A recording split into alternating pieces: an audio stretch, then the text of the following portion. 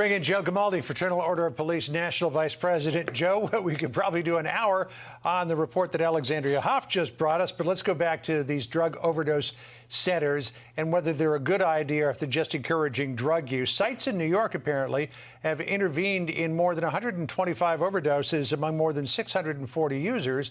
So it begs the question, are they a good idea or do they just encourage more drug use? Well, you know, it's interesting because after seeing Jen Psaki laugh at the historic crime surge and her suggesting, you know, kickboxing classes and margaritas for inflation, and now the Biden administration is rolling out injection sites, just how out of touch are they with the American people? Just look at our urban communities right now. We are seeing urban decay in real time. Look no further than 16 American cities having their highest murder rate ever last year. You add on top of that crime and disorder everywhere. People are moving out in droves.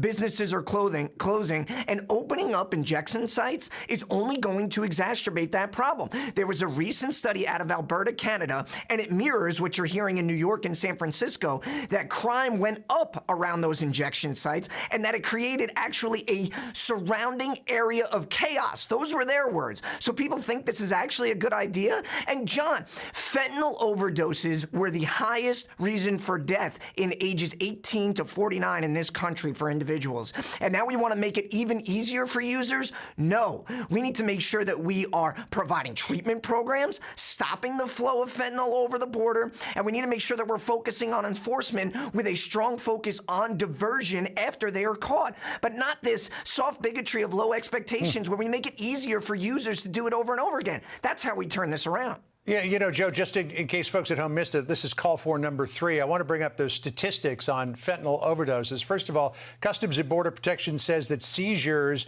year over year, 2020 to 2021, were up about 134%. But take a look at this. From June 2020 to May 2021, according to the Commission on Combating Synthetic Opioid Trafficking, fentanyl and synthetic opioids accounted for roughly 2/3 of the more than 100 deaths in the United States from drug overdoses. That's a 30% increase over the previous year. So clearly, this is a huge problem. This is a big change from the Trump administration as well. The DOJ at that time successfully argued against one of these centers in Philadelphia. The court found in hearing the case, quote, though the opioid crisis may call for innovative solutions, local innovations may not break federal law. William McSwain, who was the U.S. attorney at the time, argued, and this was in the case of Safe House, quote, if Safe House wants to operate an injection site, it should work through the democratic process to try to change the law. But normalizing the use of deadly drugs like heroin and fentanyl and ignoring the law is not the answer to solving the opioid epidemic.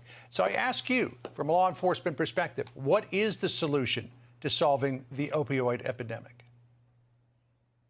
You know, I think the solution is, number one, we have to stop the flow over the border. And you just mentioned about the huge increase in seizures. That's just what we're seizing. That's not what's actually getting through, which is 10 times the amount of that fentanyl that's coming across the border. So we need to stop the flow, number one. But number two, we need to make sure that there are treatment programs available for people who want it. And when they are arrested, that we can divert them. Listen, sometimes we need to have tough love with people. It can't always be a feel-good where we hug them and tell them everything's going to be all right. Sometimes they need to be woken up to the situation they're in.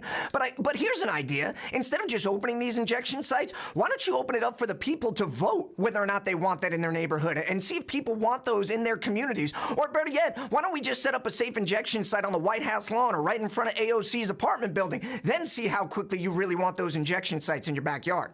Well, you know that's not going to happen. Joe Gamaldi for us. As always, Joe, it's great to see you. Appreciate it.